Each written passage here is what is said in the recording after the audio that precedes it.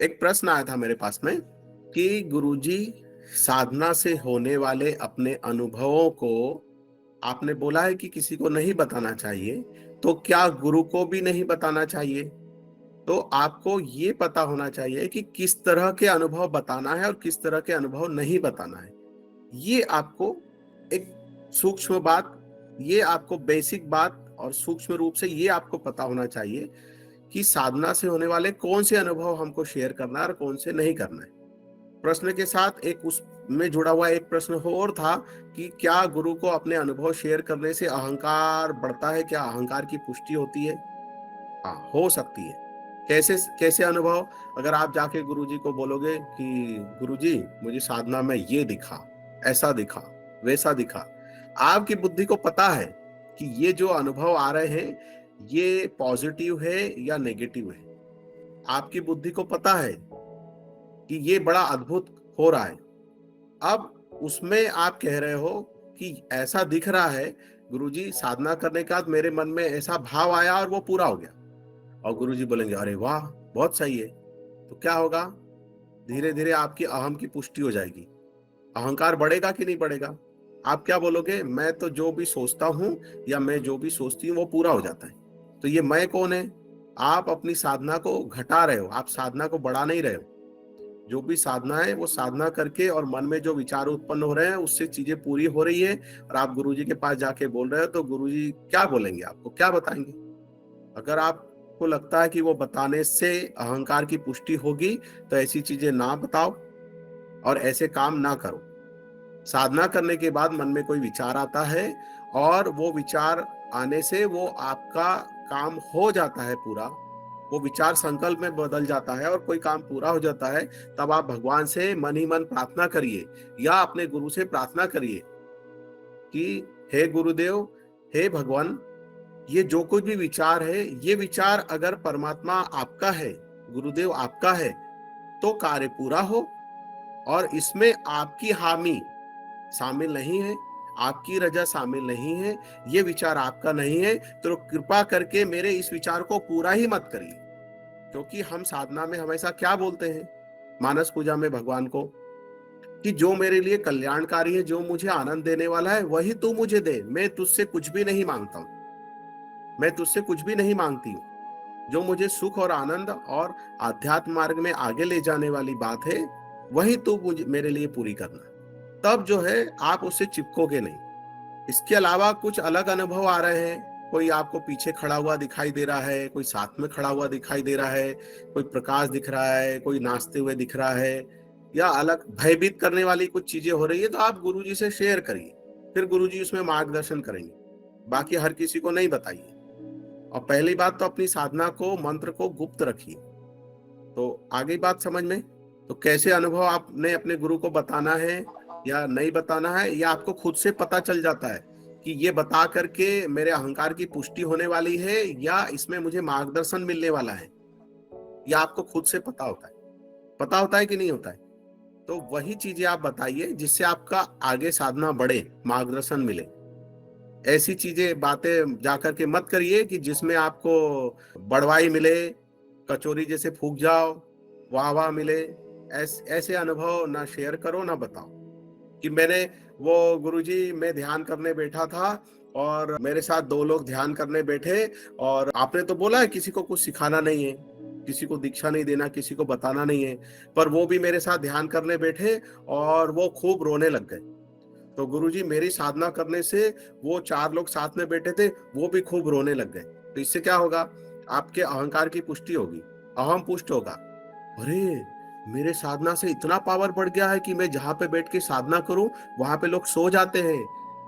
नहीं सोते हैं तो कुछ लोग ऐसे हैं जो रोने लग जाते हैं, भाव में चले जाते हैं, उनको पता ही नहीं होता वो क्यों रो रहे हैं। तो इससे क्या हो रहा है? आपके अहंकार की पुष्टि होने लग गई।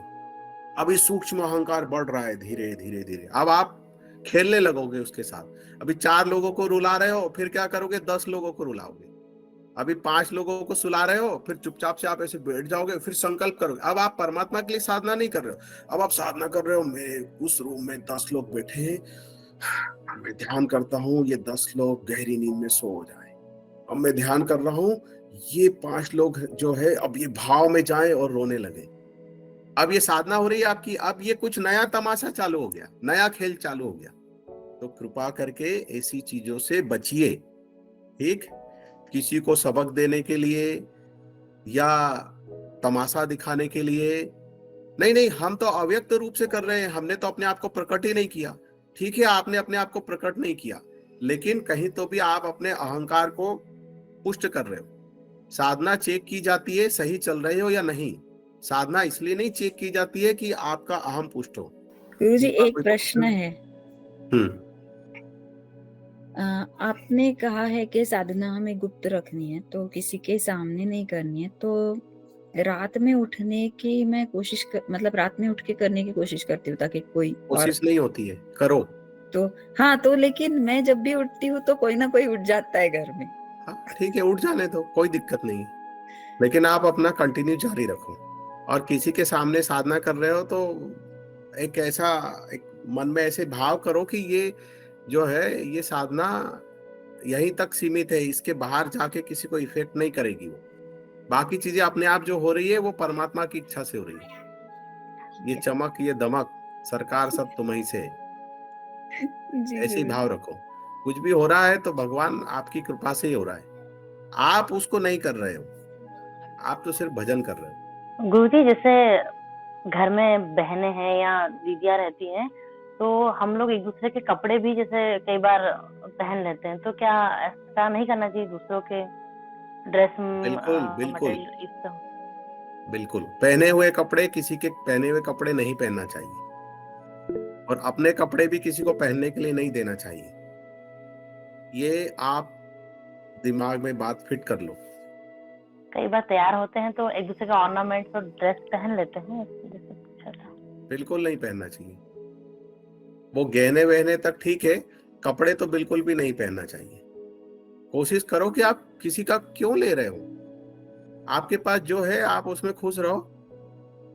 और अगर आप किसी को कुछ देते हो तो उसको पूरा दे दो, वापस नहीं लो। ये ऐसे नियम का पालन करो, पूरा ही दे दो, वापस नहीं लो।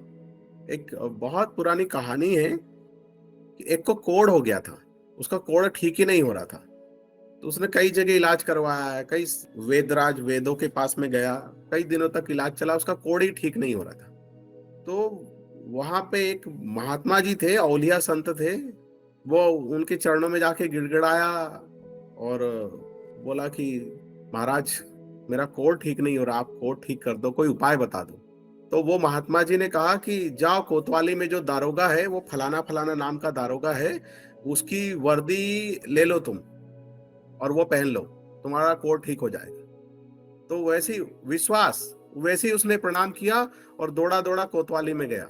बोले इस नाम के कोई दारोगा है? ऐसे ऐसे बोले हाँ ये दारोगा है। वो दारोगा जी से बोला कि भगवान मुझ पे कृपा करिए।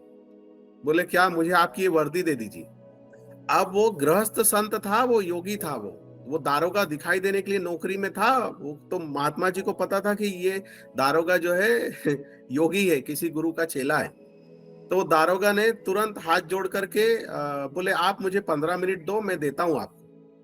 और उसने फोन लगाया, घर से जो है कपड़े बुलाए, और वहीं पे उसने कोतवाली में अपनी वर्दी उतार करके वो कोढ़ी को दे दी और दूसरे कपड़े पहन लिए। और वो कोढ़ी ने वो वर्दी पहन करके चला गया। एक दिन पहना और दूसरे दिन उसका पूरा कोढ़ झड़ गया, पूरा कोढ़ ठीक हो गया।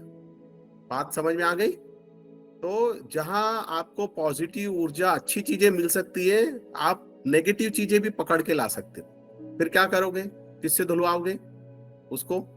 बाहर की चीजें तो आप झड़ा लोगे, अगर अंदर कोई चीज घुस गई तो क्या करोगे? इसलिए कहते हैं कोई घर में गुजर गया है, मृत्यु हो गई है, तो उसके तो भूल से भी उसके गद्दे कपड़े उपयोग में नहीं लाना चाहिए। और अगर आपको ज्यादा ही उन चीजों से मोह है, उसमें अटके हो, तो 1-1.5 साल के बाद में उनको अपने बहू बेटियों को बांटना चाहिए परिवार में, उनकी चीजों को।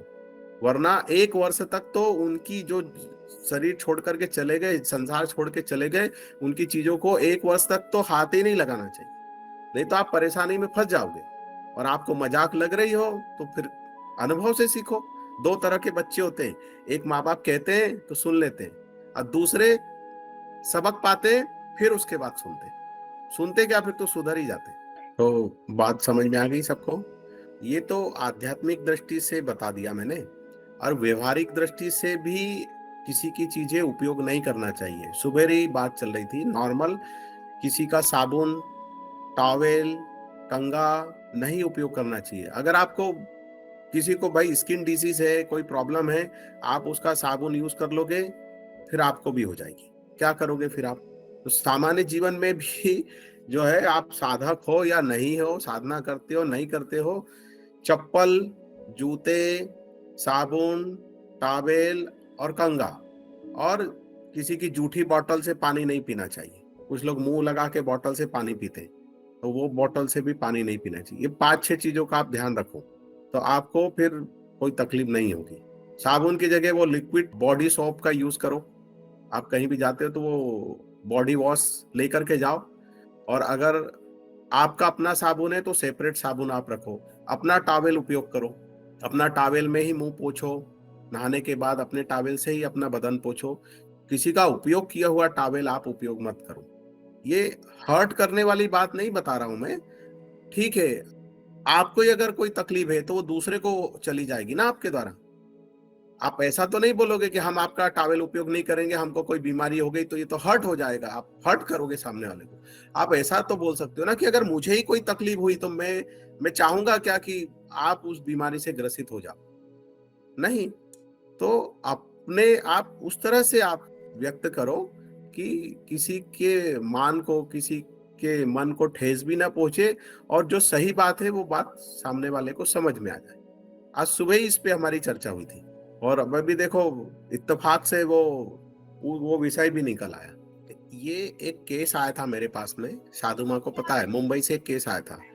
उसमें एक जो है महिला को स्किन डिजीज हो गई थी, और खूब इलाज करवाया, वो ठीक ही नहीं हुआ। 8 महीने साल भर से इलाज करवा रहे थे।